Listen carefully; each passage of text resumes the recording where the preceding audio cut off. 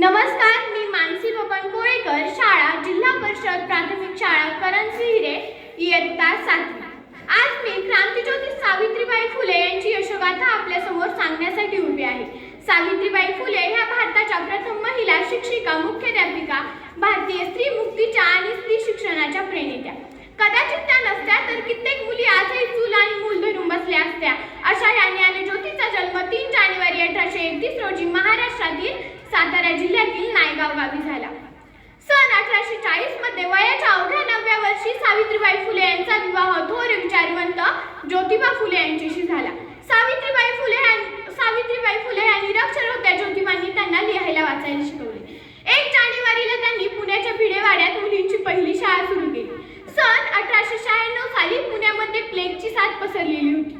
लोकांची मदत करण्यासाठी सावित्रीबाई फुले यांनी पुण्यामध्ये एक दवाखाना उघडून रोग्यांची सेवा करू लागले। परंतु रोग्यांची सेवा करत असताना त्यांना स्वतःला प्लेगची लागण झाली आणि 10 मार्च 1897 ला त्यांनी अखेरचा श्वास घेतला। 10 मार्च 1897 ला त्यांनी अखेरचा श्वास घेतला। शेवटी जाता जाता एवढंच बोलेल, स्त्रियांच्या अंधाऱ्या जीवनात